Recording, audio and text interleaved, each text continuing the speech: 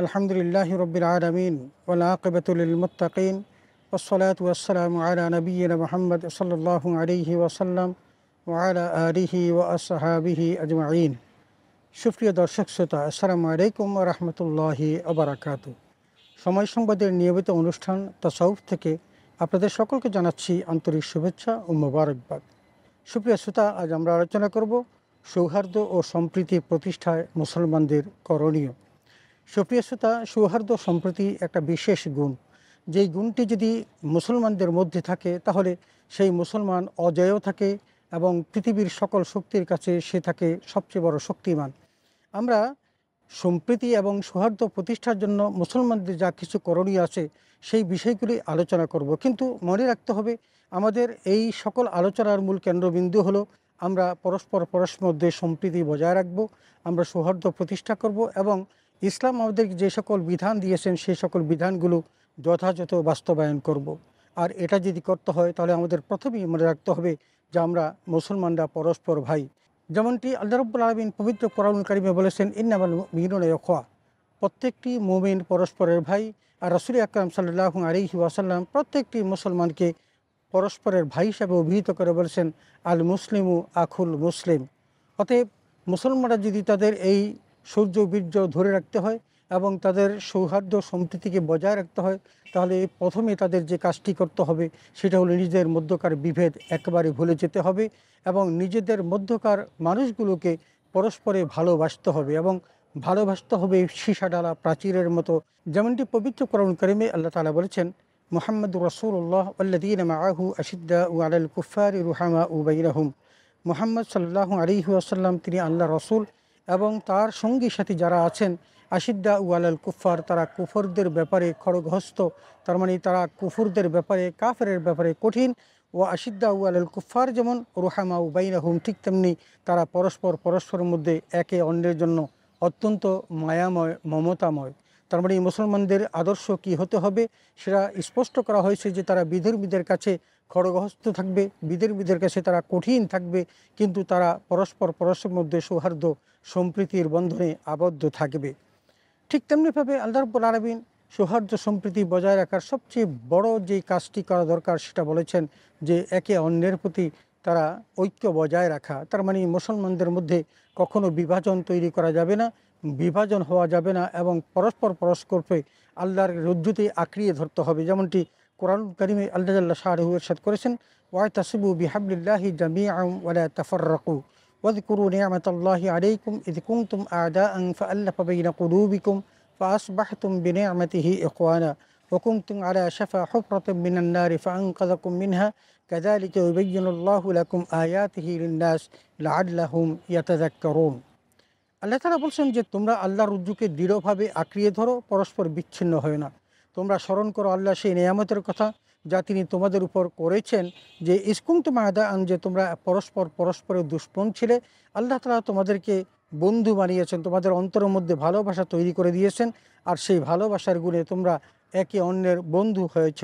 তোমরা ছিলে একেবারে জাহান্নামের দ্বার প্রান্তে, আল্লাহ রাব্বুল আলামিন সেই জাহান্নামের দ্বার প্রান্ত থেকে তোমাদেরকে রক্ষা করেছেন। এমনিভাবে আল্লাহ তাআলা তোমাদের জন্য তার নিদর্শনসমূহ বর্ণনা করে থাকেন যাতে করে তোমরা আল্লাহকে স্মরণ করতে পারো। সুপ্রিয় দর্শক শ্রোতা, এই আয়াতে কারিমাতে আল্লাহ তাআলা আমাদেরকে এই সৌহার্দ্য সম্প্রীতির জন্য প্রথম যে কাজটি করা দরকার সেটা হলো আমাদের মধ্যকার ঐক্যকে সুদৃঢ় করার কথা বলেছেন এবং বিচ্ছিন্ন হতে আমাদেরকে নিষেধ করেছেন। অতএব একজন মুসলমান আরেকজন মুসলমানের প্রতি যে সকল দায়িত্ব পালন করতে হবে, যেগুলোর মধ্য দিয়ে সম্প্রীতি বজায় রাখা যায়, প্রতিষ্ঠা করা যায়, সেই কথাগুলো রাসূল আকরাম সাল্লাল্লাহু আলাইহি ওয়াসাল্লাম বলেছেন যে হক্কুল মুসলিমি আলাল মুসলিমি সিত্তুন, একজন মুসলমান আরেকজন মুসলমানের উপর ৬টি অধিকার আছে, ৬টি হক আছে। তোর মধ্যে প্রথমটি হলো ইজা লাকিয়াতু ফাসাল্লিম আলাইহি, যদি একজন মুসলমানের সাথে আরেকজন মুসলমানের সাক্ষাৎ হয় তখন তার প্রথম কাজটি হলো সে তাকে সালাম দিবে।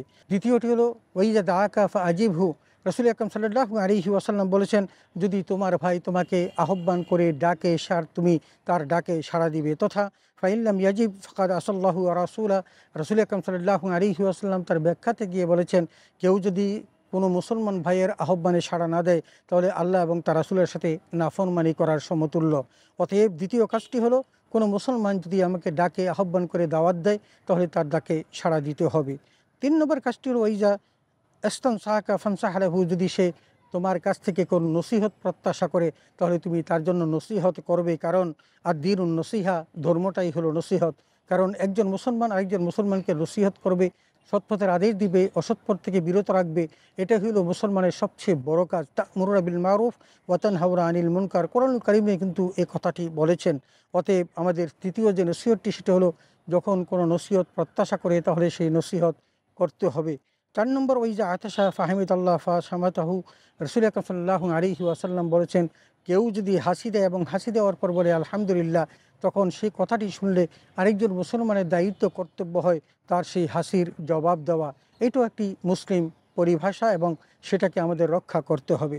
5 নম্বর হলো ওইজা মারিদা ফাউদহু, এবং ওই মুসলমান ভাই যদি অসুস্থ হয়, তাহলে আমাদের দায়িত্ব কর্তব্য হলো সেই মুসলমান ভাইয়ের সেবা শুশ্রূষা করা এবং তার পাশে গিয়ে দাঁড়ানো। তার মানে একজন মুসলমান অসুস্থ হলে, রুগ্ন হলে তার সেবা করাটা একটা ধর্মীয় কাজ। এই জন্য সৌহার্দ্য সম্প্রীতি বৃদ্ধি করার জন্য ওই অসুস্থ ভাইয়ের পাশে গিয়ে দাঁড়াতে হবে, তাকে সেবা করতে হবে। আর 6 নম্বর যে কাজটি একজন মুসলমানের জন্য রয়েছে, সেটা হলো ওই জামায়াত ফাত্তাবিউহু, এবং বলছে যদি ওই মুসলমান ভাই যদি মারা যায়, তখন তার জানাজায় অনুসরণ করতে হবে।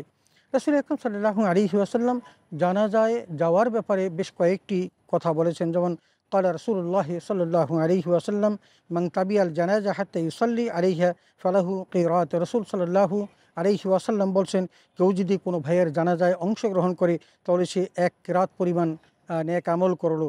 ওমান তাবিআ হাত্তা তুদফিনা ফালাহু কিরাতান, বলছে যদি তার জানাজা পর্যন্ত জানাজার সাথে যায় এবং তাকে দাফন করে, তাহলে সে 2 কিরাত পর্যন্ত সে নেকি হাসিল করলো। কিরাত জিজ্ঞেস করা হলো, আমার কিরাত, কিরাতান কি, 2টো কিরাত বলতে কতটুকু?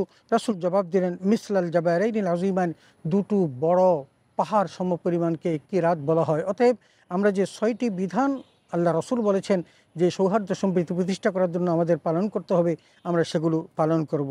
সুপ্রিয় দর্শক শ্রোতা, রাসূল আকরাম সাল্লাল্লাহু আলাইহি ওয়াসাল্লাম বলেছেন, একজন ঈমানদার ব্যক্তি ঈমানের স্বাদ ওই সময় পাবে যখন তার মধ্যে 3টা বিষয় সম্পূর্ণরূপে পাওয়া যাবে, এবং এই 3টা বিষয় তার মধ্যে থাকলেই তিনি প্রকৃতি ঈমানদার হিসেবে পরিগণিত হবেন। তোর মধ্যে একটি হলো মান কানা আল্লাহু ওয়া রাসূলুহু হাব্বা ইলাইহি মিম্মা সাওয়াহুমা, বলছেন আল্লাহ তার রাসূলের কাছে তাকে গোটা সমষ্টিগত অপেক্ষা বা অধিক প্রিয় হবে। তার মানে আল্লাহ এবং তার রাসূল তার কাছে গোটা সৃষ্টি জগতের চেয়েও শ্রেষ্ঠ হবে।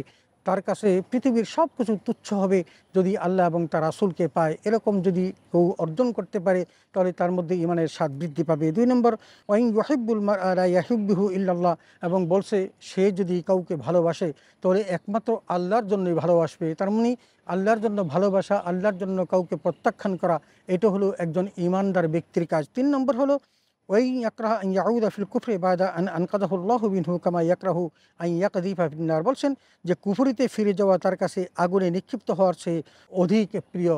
এবং রাসূল আকরাম সাল্লাল্লাহু আলাইহি ওয়াসাল্লাম এই 3টি বিষয় বলেছেন, আমরা মনে রাখবো, তাহলে ঈমানের স্বাদ পাবো।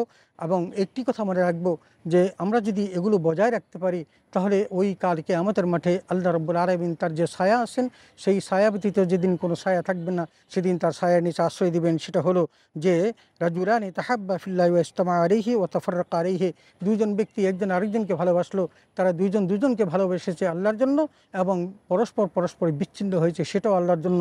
এই সকল ব্যক্তিকে আল্লাহ তাআলা তার আরশের নিচে ছায়া দান করবেন। সুপ্রিয় শ্রোতা, আসুন আমরা এই কথাগুলো স্মরণ রাখি এবং সেভাবেই আমাদের জীবনটা গঠন করি, তাহলেই আমরা সৌহার্দ্য সম্প্রীতি প্রতিষ্ঠা করতে পারবো এবং আমাদের করণীয় কাজটি আমরা নির্ধারণ করতে পারবো। আল্লাহ তাআলা আমাদের সকলকে সেই তৌফিক দান করুন, আমিন। ওয়া আখিরু দাওয়ানা আলহামদুলিল্লাহি রাব্বিল আলামিন। আসসালামু আলাইকুম ওয়া রাহমাতুল্লাহি ওয়া বারাকাতুহু।